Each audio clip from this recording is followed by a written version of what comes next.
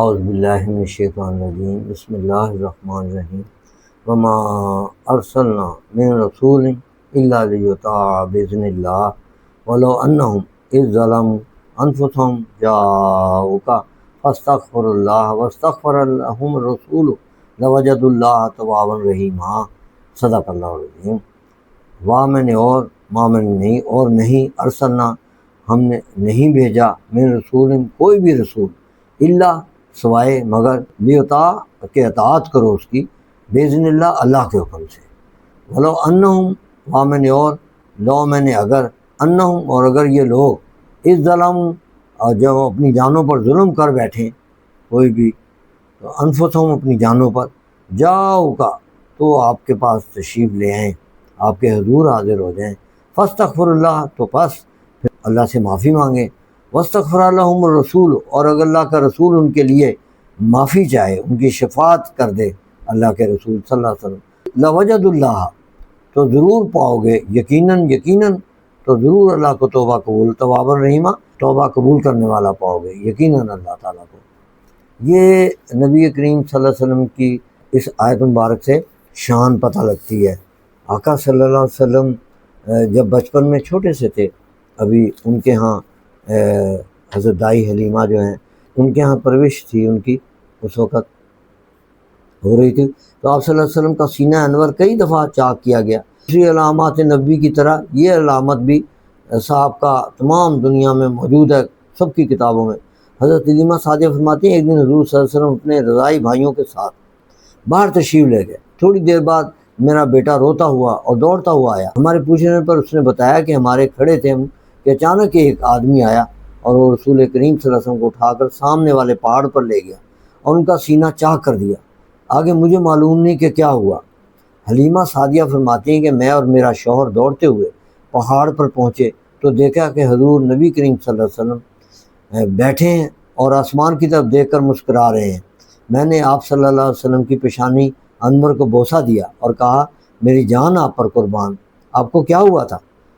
آپ نے ارشاد فرمایا امی جان میں کھڑا تھا کہ 3 آدمی میرے پاس آئے، جن میں سے ایک کے ہاتھ میں تو چاندی کا لوٹا تھا، دوسرے کے ہاتھ میں سب زمرد کا تھال تھا جو کہ برف سے بھرا ہوا تھا۔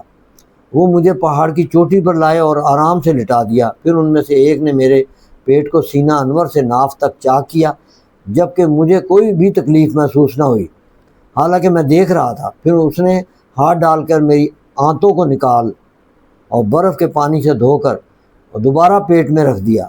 پھر دوسرے شخص نے کہا تم ہٹو، تم کو جو خدا تعالیٰ کا حکم تھا تم پورا کر چکے۔ چنانچہ دوسرے نے میرے سینہ انور میں ہاتھ ڈال کر دل مبارک کو نکالا اور اسے چیر کر خون کا سیاہ لوتھڑا نکال کر باہر پھینک دیا اور کہا اے حبیب خدا صلی اللہ علیہ وسلم یہ شیطان کا حصہ تھا۔ پھر اس نے اپنے پاس سے کوئی چیز میرے دل میں بھر کر اس پر نورانی مہر لگا دی جس کی ٹھنڈک میں ابھی تک محسوس کر رہا ہوں۔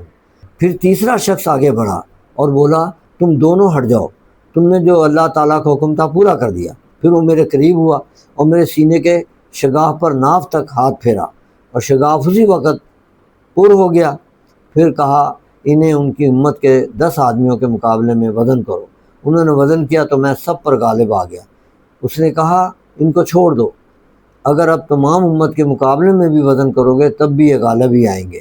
پھر انہوں نے مجھے بٹھایا اور میرے سر اور پیشانی کو چوم کر کہا اے حبیب خدا صلی اللہ علیہ وسلم آپ خوف نہ کریں، اللہ تعالیٰ آپ کی آنکھوں کو ٹھنڈا رکھے گا۔ اس کے بعد وہ آسمان کی طرف پرواز کر گئے۔ حلیمہ سعدیہ فرماتی ہیں کہ میں آپ صلی اللہ علیہ وسلم کو ساتھ لے کر گھر پہنچی تو لوگ مجھے کہنے لگے انہیں کاہن کے پاس لے جاؤ، ان کو کچھ ہو گیا ہے، تاکہ وہ کاہن ان کا علاج کرے۔ آپ حبیب خدا صلی اللہ علیہ وسلم فرماتے تھے مجھے کچھ نہیں ہوا، میں سلامت ہوں، مگر لوگ میری رائے متفق نہ ہوئے۔ چنانچہ میں حضور صلی اللہ علیہ وسلم کو ساتھ لے کر ایک کاہن کے پاس گئی۔ حلیمہ سعدیہ کے تمام واقعہ کہہ سنایا۔ کاہن بولا میں خود لڑکے سے دریافت کرتا ہوں کیونکہ وہ اپنے معاملے میں زیادہ واقف ہے۔ اس کے پوچھنے پر حضور صلی اللہ علیہ وسلم نے تمام واقعہ از اول تا آخر سنا دیا۔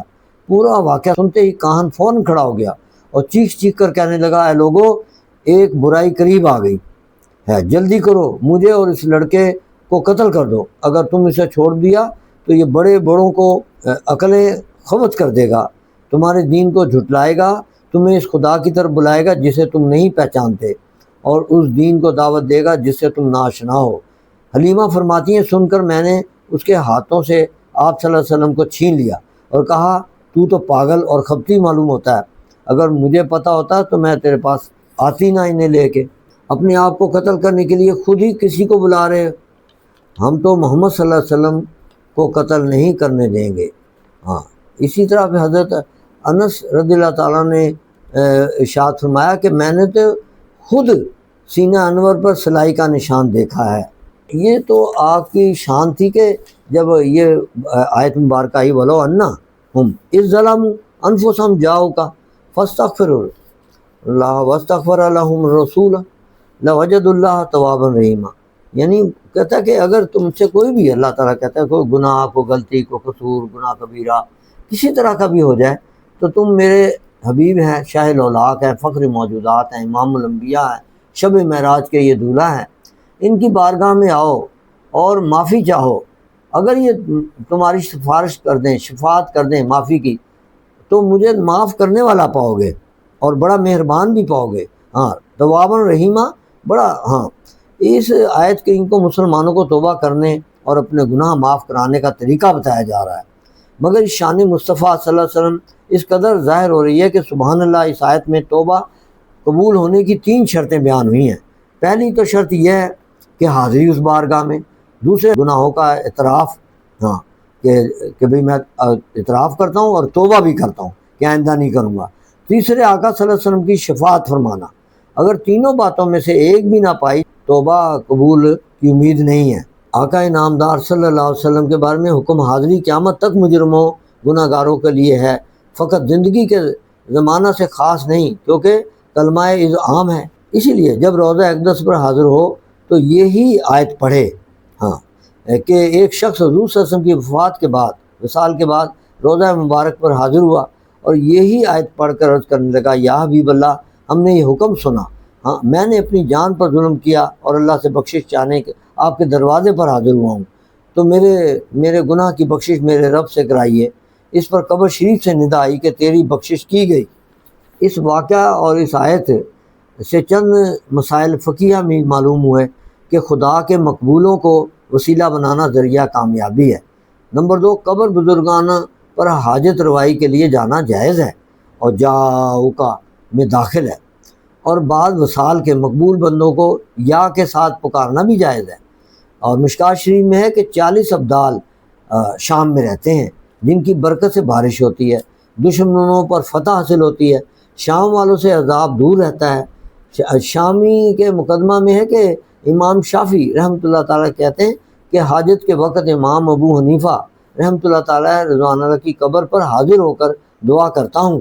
ہاں، یہ کہ ذرا منہ سے معلوم ہوا کہ کسی طرح کا مجرم ہو، کافر ہو، گناہ گار ہو، کوئی ہو، اگر صدق دل سے حضور نبی کریم صلی اللہ علیہ وسلم کی بارگاہ میں آ کر توبہ کرے اور آئندہ کے لیے معافی مانگ لے کہ آئندہ نہیں ایسا کروں گا، تو رحمت الہی دستگیری کرے گی۔ حضور صلی اللہ علیہ وسلم اس سمندر کی طرح پاک فرمانے والے ہیں کہ کیسا ہی گندا آدمی آ کر غوطہ لگائے پاک ہو جاتا ہے، اور مدینہ پاک کا وہ شفا خانہ ہے کہ کسی بیمار سے یہ نہیں کہا جاتا کہ تیرا علاج ہمارے پاس نہیں ہے، ہر ایک کا وہاں پہ علاج آقا صلی اللہ علیہ وسلم کی بارگاہ میں ہوتا ہے۔ یہ نہیں کہ آقا صلی اللہ علیہ وسلم کا وصال ہو گیا تو وہ نہیں سنتے ہیں۔ مدینہ شریف تو ایک سمبل ہے کہ جانے کے بعد وہاں عرض کرے، نہیں، اگر صدق دل سے کسی جگہ بھی کھڑے ہو کے یہی قرآن مجید کی جو آیت بیان کی گئی ہے اس کو ریفرنس کے طور پہ، حوالے کے طور پہ اللہ کی بارگاہ میں وَلَوْ أَنَّهُمْ إِذ ظَلَمُوا أَنفُسَهُمْ جَاءُوكَ فَاسْتَغْفِرُوا، کہ کہیں بھی کھڑے ہو کے آقا حاضر ناظر ہیں۔ ہاں، اگر ایک عام شہید جو اللہ کی راہ میں مارا جاتا ہے، جسے منع کیا گیا کہ اسے مردہ مت کہو، اور وہ زندہ ہے اور ہم اسے رزق بھی دیتے ہیں مگر تمہیں شعور نہیں، اگر ایک عام شہید زندہ رہ سکتا ہے تو جو آقا ہیں، دو جہاں کے رہنما ہیں اور شفیع المذنبین ہیں، رحمت للعالمین ہیں، اور امام ہیں، انبیاء ہیں، تو وہ کیوں نہیں موجود، حاضر ناظر ہو سکتے؟ تو وہ کہیں بھی آپ اگر صدق دل سے کھڑے ہو کے اس بارگاہ میں وضو کر کے اور یہ معافی مانگیں تو قیامت تلک کے لیے صورت دے دی گئی ہے مسلمانوں کو کہ وستغفرا، تو اور معافی مانگے لہم، تو اس کے لیے رسول بھی معافی مانگے اس کے لیے. تو اگر شفاعت ادھر سے ہو گئی تو پھر آپ کو اللہ کہتا ہے میں معاف کرنے کا مجھ پر لازم ہے، مجھ پہ واجب ہے کہ میں تمہیں معاف کر دوں. وآخر دعوانا الحمدللہ رب العالمین والصلاۃ والسلام علیک یا خاتم النبیین. صدق اللہ علیہ.